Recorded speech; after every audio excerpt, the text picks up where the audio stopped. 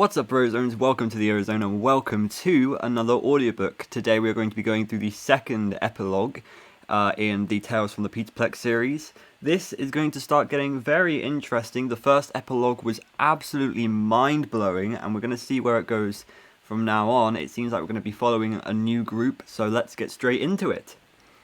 In a roiling auditory overload of screams and laughter, shouts and music, and bells and dings, one more shriek shouldn't have stood out. But this one did. Lucia stopped dead when she heard the shrill screech. It felt like their keen was spearing into her ears and drilling through her brain. All the hairs on the back of Lucia's neck stood up, and a shiver trickled down her spine. Her legs went weak. Lucia looked toward the direction of the screech, up at the apex of the zero-gravity ride. As she did, thick clouds that had been swallowing the night stars for the last hour gulped down the three-quarter moon too. Suddenly, in spite of the carnival's thousands of glaring lights and the mild 60-degree temperature, the night felt heavy and oppressive. It was a bad omen, a very bad omen. Lucia flinched when a hand gripped her upper arm. She took off the hand, took a step back, and forced herself to look. Jace's face, her date's face, how weird was that, to be on a date, came into focus. "Hey, sorry," Jace said. "You look like you were going to faint or something. I was just trying to help, I didn't mean to." "It's okay," Lucia said. She dug deep and managed a smile she hoped didn't look as freaked as she felt. "I'm just on edge," Lucia told herself. She never would have chosen a carnival for a double date. A carnival wasn't just auditory overload, it was total sensory overload. Pressed by the crowd streaming through the midway, Lucia felt penned in by all the kaleidoscopic neon lights and garish colours of the spinning and whipping rides. And she cringed at the intrusive shouted clatter of the carnies who ran the games. Just a few feet away from Lucia, a tattooed man with a heavily creased face bellowed, "3 balls for a buck! Try your luck!" Lucia liked quiet, not cacophony. She wasn't in her element, but the screech that had disquieted Lucia was only a screech, one of hundreds emanating from the thrill rides.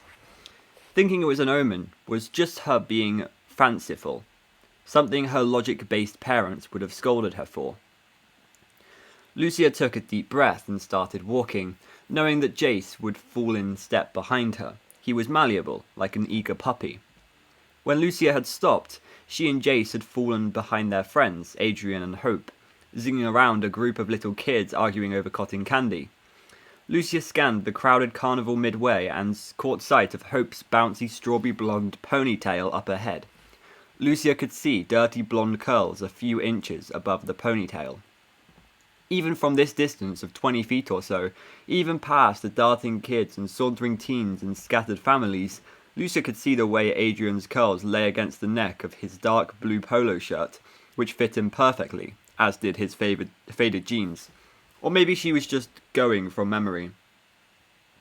Lucia could recreate the miniature,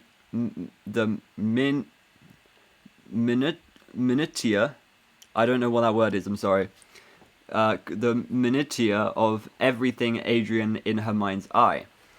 This wasn't a good thing. Adrian was her friend, not her boyfriend. He was with Hope. And now, thanks to Adrian's bizarre matchmaking efforts, Lucia was with Jace. Lucia walked faster. Jace followed suit. They caught up with Adrian and Hope next to a funnel cake stand. Lucia inhaled the scent of fried dough and cinnamon. Somehow the aromas managed to overpower all the other carnival scents. Buttery popcorn, sizzling burgers, and sickly sweet cotton candy. People's sweat and perfume. The ride's engine grease and sawdust. Lucia's nose was having to work overtime to keep up with all the olfactory input. "I really shouldn't," Hope was saying as Adrian stepped up to a stainless steel counter to order one of the oily sugary things that Lucia thought looked like a dismembered donut that had been glued back together with oil. Adrian turned and spotted Lucia and Jace.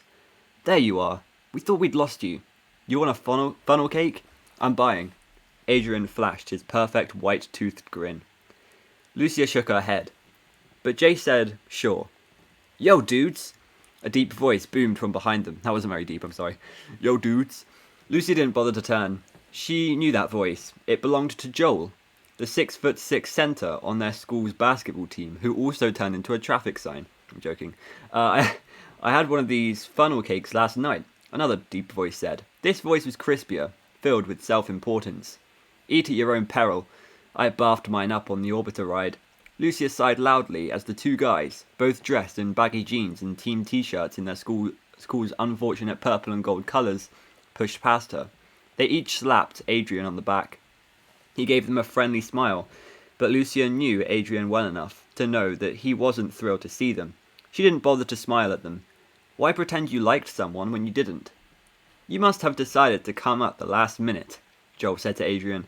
He crossed his ape-like arms in front of his barrel chest and cocked his big, bushy, sandy-haired head.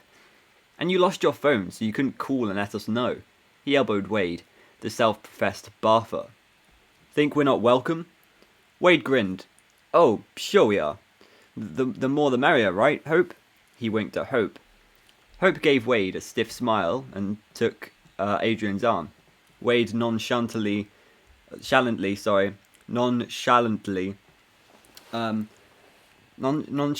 yeah, whatever, ran a hand through his long brown hair as if Hope's lack of interest didn't bother him. His narrowed brown eyes and stiff, thin lips gave away his true feelings. Lucia had an odd moment of empathy for Wade. She didn't like him, but she could relate to how he felt. Wade, who thought he was the king of their class and all girls should treat him accordingly, had wanted to date Hope for years. He probably thought it was right to date her. He was the celebrated quarterback of the football team, the head jock in the school, and Hope was the head cheerleader. Lucia was sure that in Wade's mind he and Hope were royalty. They should have been together. But even though she was a statuesque cheerleader, almost supermodel, beautiful, with 5 feet 4 inches of athletic curves, shining hair, and big cartoon princess eyes and rosy lips, Hope wasn't stuck up and elitist like Wade was. She was actually very nice, and she was with 6'2" sculpted Adrian, the star of the school's basketball team.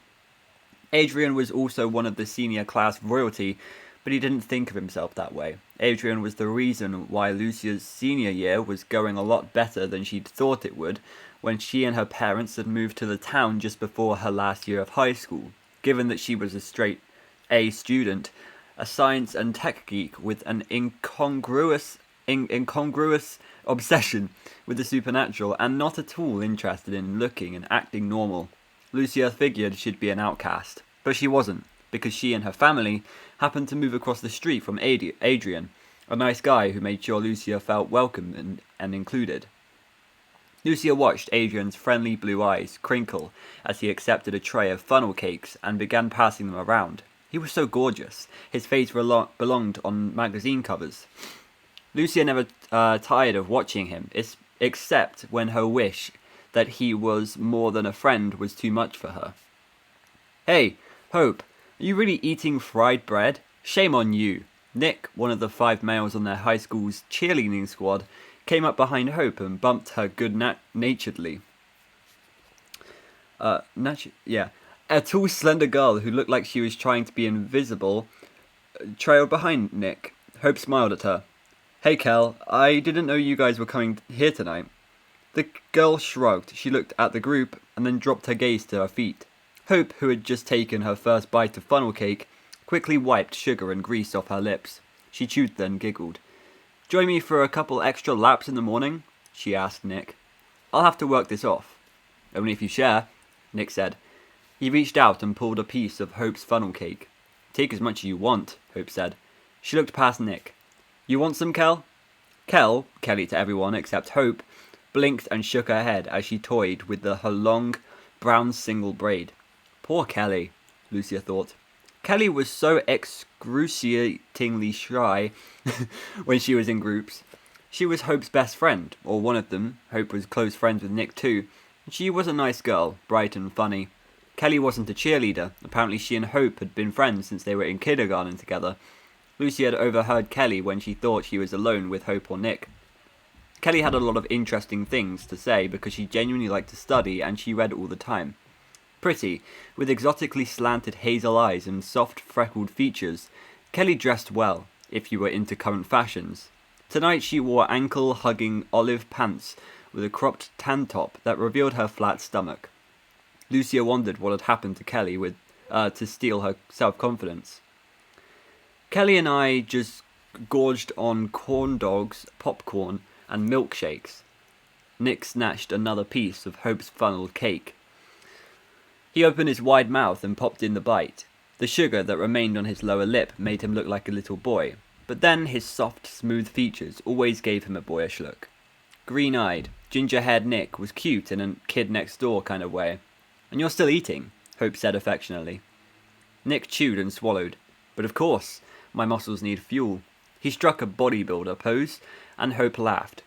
Although he wasn't a jock, Nick's muscles rivaled the bulging brawn of Joel and Wade. Adrian was ripped, too, but in a less-in-your-face way. He was just fit, not muscle-bound. Interesting. Jace nudged Lucia, startling her. She whipped her head toward him. Oh yeah, her date. She forced a smile and shook her head at the piece of fried dough he offered her. It didn't look appetizing in the least. All lumpy and shiny, and tangled. It reminded her of intestines. Another shiver rippled through her. She put her back to Jace and the others and turned to watch the roller coaster cars clatter past on their downward swoop into a loop-the-loop that jutted out 50 feet above the roof of the funnel cake stand. "So now what?" Joel asked as the whole group moved on and eventually clustered at the edge of the balloons and darts game.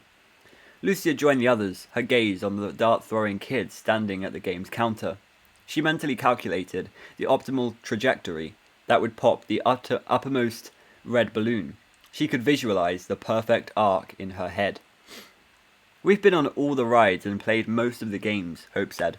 She grinned up at Adrian adoringly. "We had to walk back to his truck to leave all the prizes he won for me." Adrian didn't react to the praise.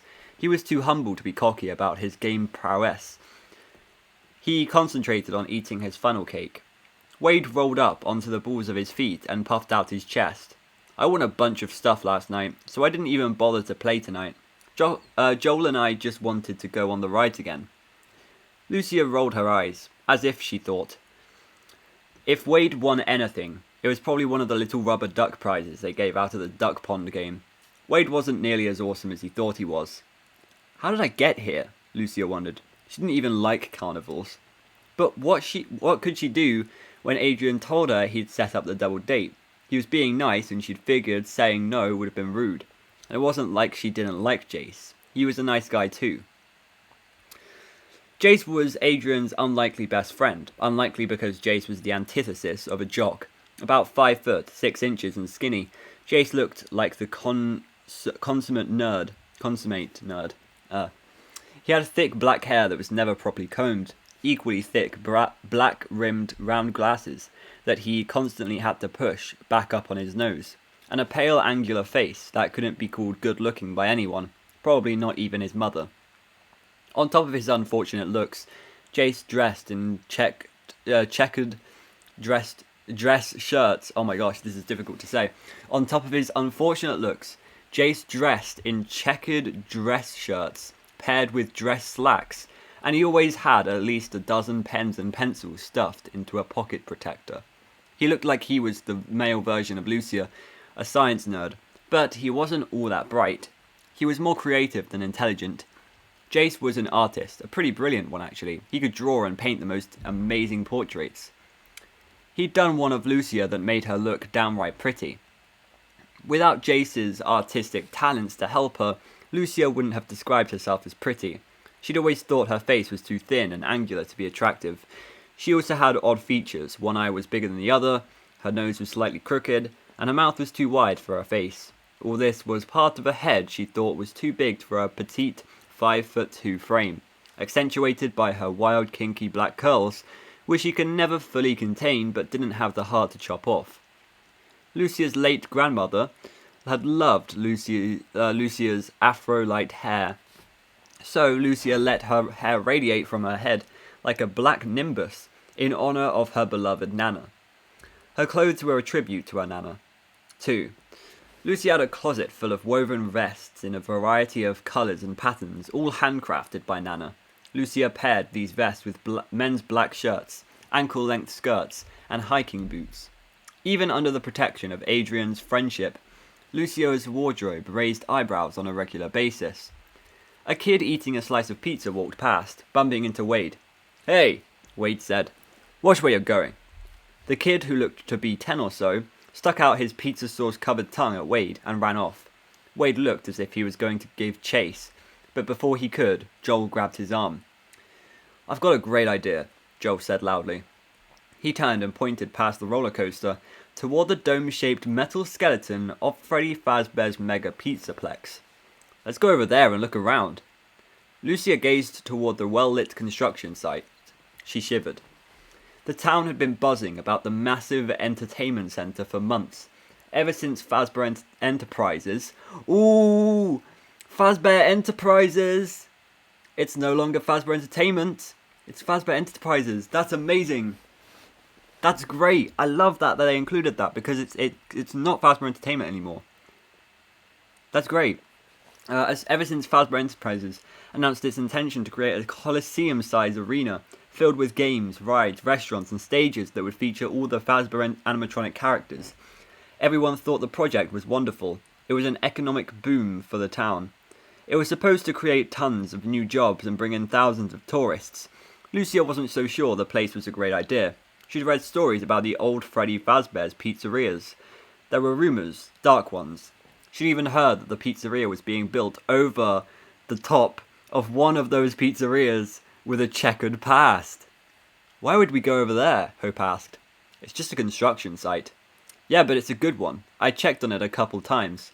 Now I hear they've already started bringing in the animatronics," Joel said. "Maybe we can find one and get it turned on or something." "Maybe we'll get arrested and go to jail," Jace said. Joel curled his thick upper lip and looked down at Jace. "You're a scaredy cat." Or, you're a scaredy cat, Runt? "Joel," Adrian said. "Knock it off." Jace stepped forward and put his shoulders back. "It's okay, Adrian, I got this." He pushed his glasses up on top of his nose and tilted his head back so he could look Joel in the eye. "Just because I'm small and I draw doesn't mean I'm a scaredy cat, you Neanderthal." Whatever that means. "Wanna bet?" Joel poked Jace in the chest. "I bet if we go over there and find one of those animatronics, you'll pee your pants." "I don't know if going over there is such a good idea," Nick spoke up. "I heard something weird happen not that long ago. Something hush hush." "Great," Joel said. "A mystery. Let's make like Scooby-Doo and the gang and go solve it. What do you say, dudes?" Lucia opened her mouth to say she wanted to go home, but she never got the words out because Kelly, big shock, spoke up. "I like mysteries. I just read a book on urban exploration. It would be cool to poke around an old site." Joel raised an unruly eyebrow and looked at Kelly as if he was seeing her in a new light. "Now that's the spirit." "I'm in," Jace said. Lucia took his hand and leaned over so she could whisper in his ear. "You don't have to prove anything," Jace whispered back. "Yes, I do. If you don't stand up to them, they'll end up pounding you down." "But Adrian won't let that happen," Lucia persisted. "Adrian isn't always going to be around to fight my battles," Jace said. Adrian looked at Jace as if he'd overheard the comment. "Are you sure, Jace?" he asked. "We can just leave." Jace nodded. "I'm sure. Let's do it." Adrian's sculpted nose twisted as he thought. He looked down at Hope. "What do you say? Are you willing to go over there?" Hope's big blue eye shifted from Joel to Jace and back again. She wasn't stupid. She understood the dynamic at play. She looked over at Kelly. "Do you really want to go over there?" Kelly flushed and wrapped the end of her braid around her fingers, but she nodded. When she spoke, her words were barely audible. "It could be fun." "Or not," Lucia muttered. Kelly's eyes flickered. She obviously heard Lucia, but she didn't say anything else. "Then let's blow this carnival and go have some fun," Joel said. He threw an arm around Wade and began pulling his friend along the midway. Nick looked at Hope and Adrian, his full cheeks sucked in as if in deep thought. Adrian gestured at Jace. "You're cool." "Let's go," Jace said. Lucia couldn't help but notice that a date hadn't asked her what she wanted. Should she call it a night and head home on her own? She shrugged. No.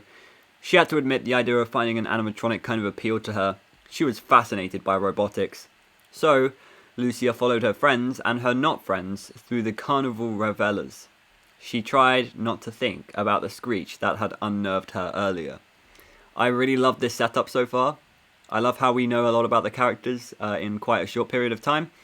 I also like how this seems to be a reference to the carnival stage in Fury's Rage.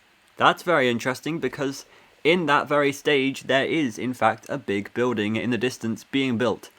So that's something to think about. This could connect with Fury's Rage, which is crazy. I also believe there's a scrap trap in Fury's Rage, but that doesn't matter. Anyway, let's continue. This is going to get so good. The Pizzaplex construction site waited, still and silent, in the mottled shadows cast between sporadically placed security lights, surrounded by a 12-foot chain-link fence that was plastered with "Danger, do not enter" signs. The construction site looked, at first glance, to be out of reach, but Joel knew how to get in. "There's some loose fencing down this way," he said, leading the group to the side of the site farthest from the carnival.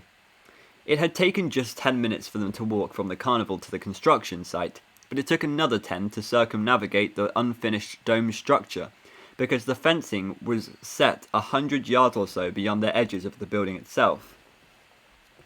Lucia gazed past the chain-link barrier as they traipsed over the dusty earth extending from the fence. Within the fencing, Lucia could see the hulking shapes of a couple dump trucks and excavators. A crane's boom extended toward the metal skeleton of the unfinished dome. It looked like a giant robotic arm was reaching out, searching for a connection. "Isn't that what we're all doing?" Lucia thought. Sorry. Lucia looked around at the others. They were all here because they were trying to connect, trying to be part of something, even if they would never admit it, not even to themselves. Lucia's rubber-soled boots made hushed, scuffling sounds as she walked. Hope's dainty sandals sounded like tap shoes. The others' athletic shoes chuffed at the earth. Occasionally someone would kick a piece of gravel, and it would ping off the metal fencing. In the distance they could hear the over-the-top gaiety of the gaiety, I don't know what that says, I'm sorry, of the carnival, but it was strangely muted, as if the construction site acted as a sound dampener. Lucia could no longer smell all the carnival aromas. Now all her nose detected was the arid smell of the earth and a sharp whiff of gasoline. Joel suddenly stopped, and so did everyone else. He reached out and tugged at a section of fencing. With a metallic scrape, it pulled back from one of the fence's metal poles. "Here we go," Joel said. No one responded to him. They just slithered, single file, through the opening. As Lucia squeezed through, a sharp chain-link edge scraped against the back of her wrist. She winced at the sudden pain. She couldn't see the cut, but warmth trickling down the back of her hand let her know the skin was broken, though not seriously. She pulled down the sleeve of her black shirt to staunch the flow. Nick was the last one through the fence. As he let the chain link fall back into place with a twang that made Lucia stiffen, he looked around worriedly. "Are you sure there's no dogs?" Nick asked. Joel shook his head. He waved an arm toward the Pizzaplex. "I've been all over the site. No dogs. No guards." He pointed to a spot about 100 feet away. "There are some security cameras over there, near the office trailer and the construction materials, but we don't need to get anywhere near them to see inside the dome." Lucia gazed at the piles of rebar and stacks of metal beams. Beyond them, a cement truck sat, its mixing drum bulging like it was pregnant. Oh god, don't say that. Lucia's imagination suddenly provided her with a vision of alien insectoid-like nanobots pouring from the mixing drum. She blinked and mentally chastised herself. The deserted site was creepy enough without her brain adding to it. No one spoke as Joel led the way past a steamroller to an opening between two half-finished cement walls. "There's an enclosure just past here. I think that's where the animatronics are being stored." Thankfully, more security lights were set up within the unfinished structure. The metal floodlights didn't flood so much as they spurted into darkness here and there, but they provided enough visibility to get around. and enough visibility to reveal a flat metal roof, surrounded by the concrete floor Lucia and the others now stood on. "Is that the roof of the old pizzeria?" Kelly asked. Lucia was again surprised to hear Kelly speak up, but gazing at Kelly's wide eyes, Lucia could tell Kelly was really excited. So excited that she'd apparently forgotten to be shy.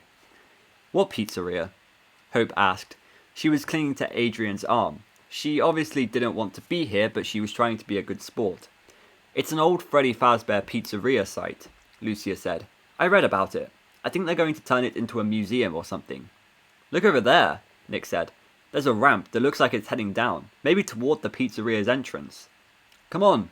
Joel's shadow stretched 12 feet ahead of him as he started toward the ramp Nick had pointed out. I never noticed that when I was here before." Their footsteps crackled and echoed as they all followed Joel toward the ramp. When they got closer to it, they realized the ramp led to nowhere. A couple feet down the ramp slope, it ended at a bulging mass of hardened concrete that swelled in a knobby mass from somewhere further down the slope. "We're not getting in that way," Wade said. He started to turn away. "That's the worst concrete pour I've ever seen," Adrian said. He moved down the ramp, leaned over, and poked at the clot of cement. "Maybe it was a spill," Jace said. Adrian shook his head. "I don't know." He frowned and then shrugged. "It's just weird is all." "Hey, look!" Wade called out from a few feet away. Everyone turned. Wade pointed toward the far side of the flat red roof. "Come on, I think I see a vent opening that might be big enough to get through." Wade trotted a few feet to their left and stepped from the Pizzaplex's concrete floor to the corrugated surface of the red metal roof. His feet grated against the uneven surface as he landed. When he started striding across the red metal, the cadence of his steps echoed through the dim enclosure of the fledgling Pizzaplex. The rhythm became uneven and chaotic as everyone else followed him. About 50 feet from the blocked-off ramp, Wade knelt next to a square metal protrusion. Gripping its edges, he yanked, and it easily came free. He lost his balance and landed on his butt. Jace chuckled. Joel turned and glared. Wade didn't seem to care about Jace's amusement. He immediately got to his knees and grabbed the steel vent grating that the metal square had concealed. It didn't come free easily, but when Wade jiggled it back and forth several times, it groaned and grumbled, and finally with a loud snap, let go of the roof. Beneath the grate, a narrow, dark chute led downward. Wade immediately stuck his feet into the chute. He looked up at the others and grinned. "Ready for an adventure?" "I'm not going down into that hole," Hope said. "We don't know where it goes. That's the fun of the mystery." Kelly spoke up. Lucia mentally shook her head. Kelly was surprising Lucia right and left tonight. Wade looked at Kelly with interest. "That a girl," he said. Joel reached into his pocket and pulled out a tiny flashlight. Oh god, my voice just went. Sorry, I need some water. I've been talking for a long time. Okay. Joel reached into his pocket and pulled out a tiny flashlight. He shone it down the chute. They all leaned forward to peer into the chute. The light didn't help them much. It revealed a narrow metal enclosure slanting downward toward a bend that hid whatever lay beyond it. "Give me that." Wade reached for Joel's flashlight. Joel shrugged and gave up the light. "Okay, lead on. I'll be right behind you." Wade slid feet first into the chute. Joel did the same. Within seconds, they both disappeared around the bend. An anemic beam of light managed to make it back up to Lucia and the others as Wade's and Joel's progress was marked by metallic thuds and clanks. A few more seconds of that noise passed. Then they heard a muted thump and a loud "ouch!" "Whoa, dude," Joel said, his voice echoing up the chute. Adrian and Hope exchanged a concerned look. Lucia rubbed the goosebumps on her arms. She glanced around at the Pizzaplex's vast, darkened expanse. "You guys need to get down here," Joel called out. "This is seriously dope." Kelly crouched down and quickly slid down the chute as Hope called out, "Kel!" More thuds and clanks, an oof, and then Wade said, "I've got you." "Great job, Kelly." Hope leaned over the opening in the roof. "You okay, Kel?" "I'm fine." Kelly's voice sounded tinny and distant, but her eager excitement was obvious. It really is wicked down here. You need to see this. Hope looked at Adrian. I hate to leave Kelly down there alone with those two. Adrian released a resigned breath. I agree. Let me go first. Hope nodded. And that was when Lucia and the others lost their minds. What do you do when five of your What do you do when 5 of your group of 8 have already charged into the breach? Do you retreat, looking like a total wuss? For Jace and Nick, the answer was a resounding no. Lucy had to think a little harder, but not for long. Adrian was down there. Haha. When Lucia slid out the vent chute, Jace did his best to catch her. His best wasn't great, unfortunately, and the two of them ended up tumbling across the floor together. They landed next to a stack of old, sagging cardboard boxes. Lucia's long skirt tangled around Jace's shoulders. She quickly whipped it free and smoothed it over her legs. I think we're in a storage room, Kelly said. There's a hallway out here. She pointed. I'm pretty sure it leads to the dining room. Jace immediately popped to his feet and offered Lucia his hand. Sorry about that, he said. Lucia smiled at him. No problem. She suddenly realized how well she could see. Although the light that surrounded her was dim, it was adequate to reveal that she and the others were now in a red-walled room filled with old boxes. They had to be in a Freddy Fazbear's Pizzeria. Even in the shadows, she could see the infamous black and white checkered floor. She could also see piles of metal endoskeleton parts. Mounds of robotic arms and legs and torsos and skulls were strewn across the space, along with the boxes. I'm surprised there are lights down here, Hope said. She was brushing a smudge of dirt off the pale yellow blouse she wore with her tight jeans. They must have piggybacked the power from the Pizzaplex construction lights, Adrian said. Come on, Joel said. Kelly's right. The dining room's down there, he pointed. Joel started down the hall, his footsteps heavy and loud. The others followed him. Lucia took up the rear. Within seconds, the group stepped into a big room, filled with more endoskeleton parts. These were scattered among broken tables and chairs, and a few brightly coloured plastic plates and purple-striped tablecloths. What's that smell? Lucia asked. The odour had hit her the minute she'd landed on the floor in the storage room, and she hadn't thought that much about it. You'd expect an old buried restaurant to smell dank and musky, but now the stench seemed to be getting stronger. It smells like something dead, Nick said. Maybe a rat. Hope squeaked and pressed against Adrian. He pulled her close as he gazed around the room. What happened down here? He asked. Why are all these robotic parts all over? Jace started poking around. Metal clacked against metal as he picked up parts and shifted them.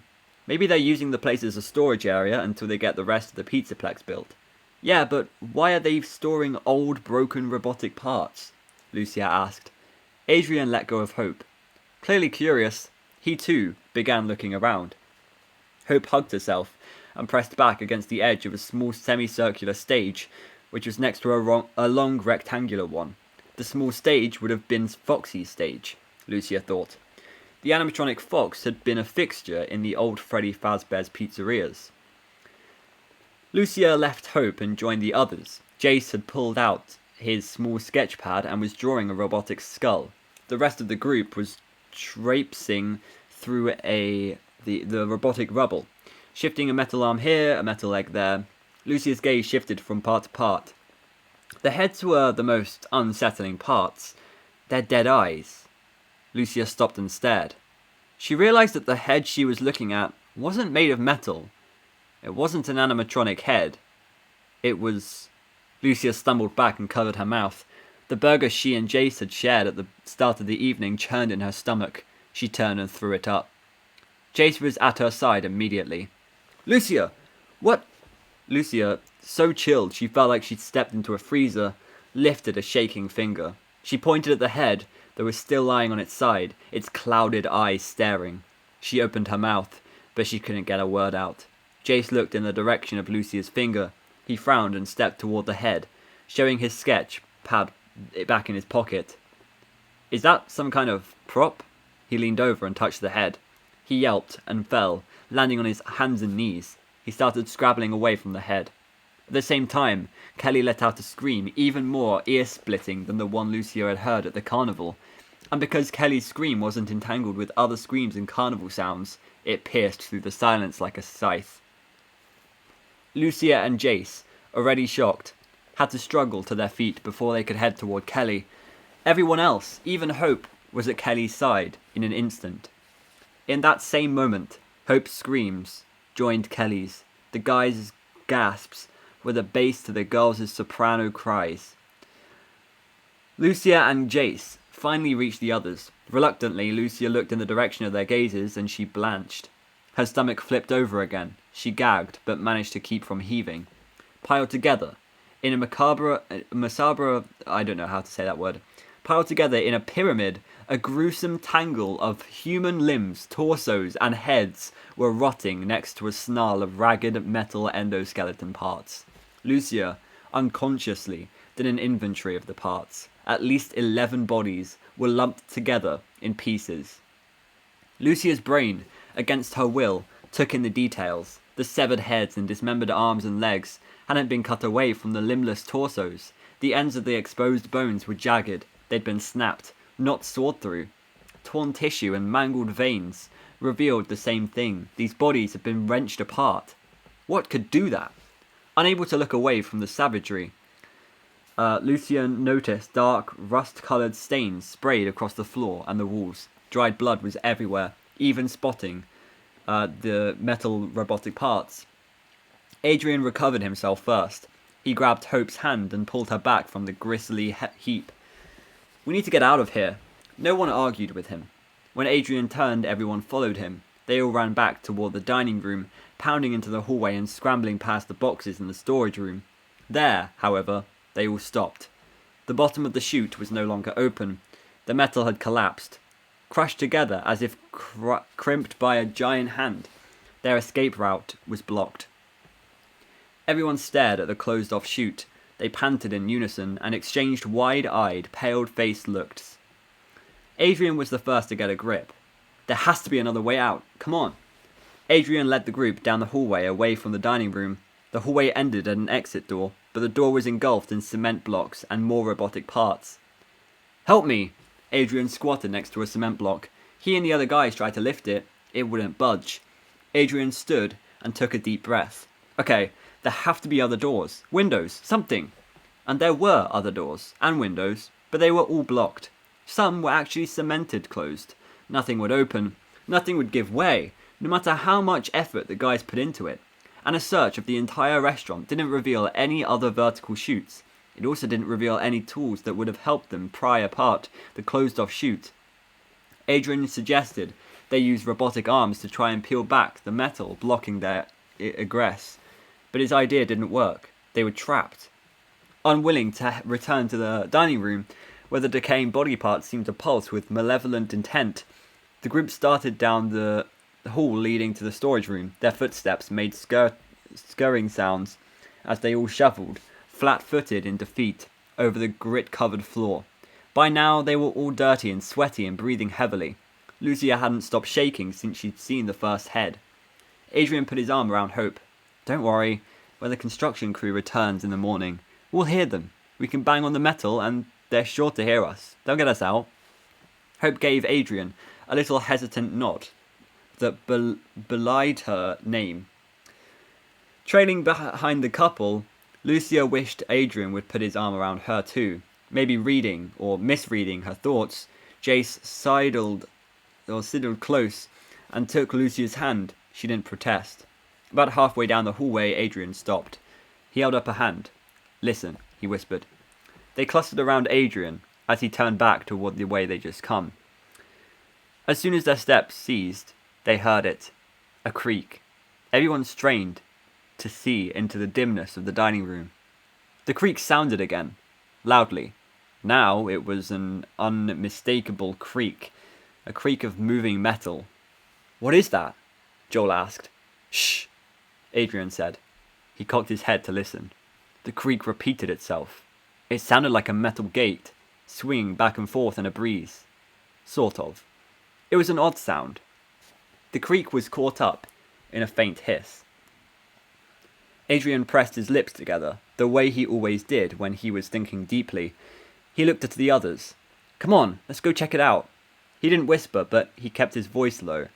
It sounds like it might be a vent cover, maybe a ventilation system, might be a way out. Lucia frowned, but she didn't say anything. The desire for the sound to lead to a way out was stronger than her intuition that the sound wasn't anything as benign as a ventilation system. They took a few paces toward the dining room. Without discussing it, everyone stepped lightly, as quietly as possible. Lucia listened hard. The others must have been listening hard too, because when the sound changed, they all stopped as one. The creak beyond the doorway to the dining room gave way to a series of footstep-like taps, followed by another metallic creak, entwined with a long hiss and a rasp. The sounds were getting closer. Each tap brought the hissing creak nearer to the hallway. Hope clutched Adrian's arm. Lucia held her breath. A clunk came from just a few feet beyond the doorway. Adrian grabbed Hope's hand and started running back down the hall toward the storage room. Hope went along without question. So did everyone else. Lucia's heart was lurching up toward her throat as they all tore into the storage room. She was sure the others could hear the pounding beats thumping against the ribcage. As soon as they were through the door, Adrian closed the door quietly and locked it. Everyone stared at the door. "What if it's someone coming to help us?" Wade whispered. The very fact that he whispered revealed the doubt beyond his words. The others didn't answer the question.